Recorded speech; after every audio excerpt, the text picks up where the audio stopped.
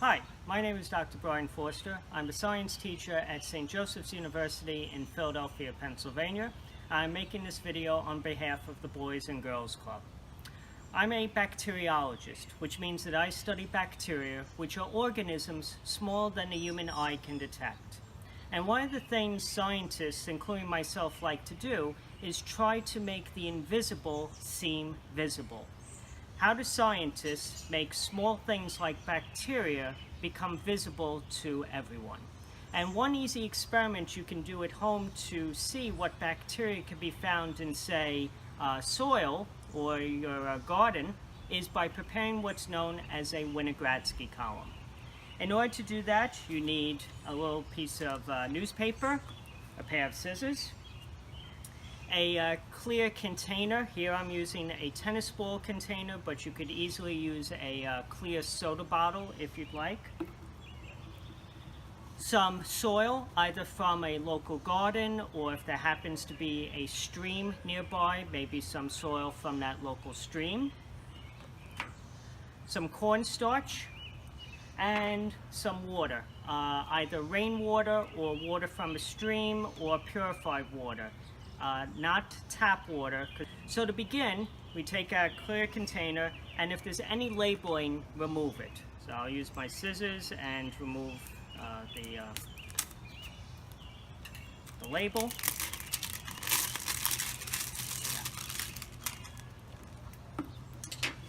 I then take some newspaper, and I'm going to cut off a few strips.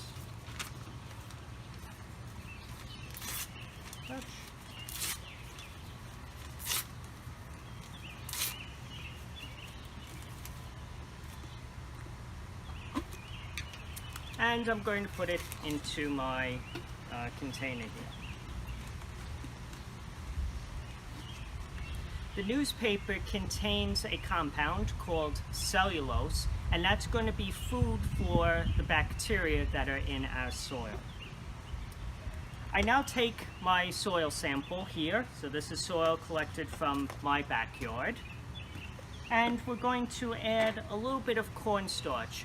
Cornstarch contains carbon, which is also going to be food for the bacteria in our soil. So I'm just going to sprinkle a little bit in.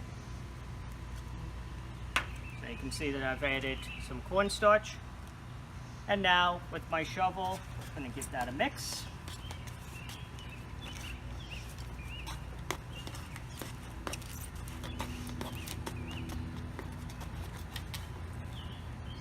And now we're going to start filling our container.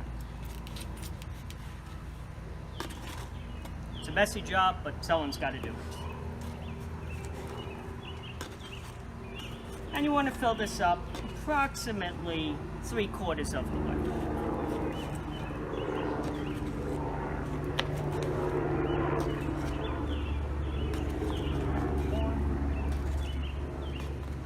That looks good. We then take our water, again, not tap water, either rainwater or stream water or purified or distilled water, and we're going to just pour in.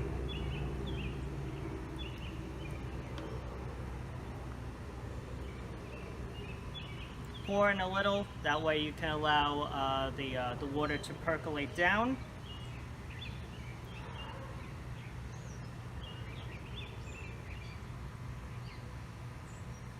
And then top it off.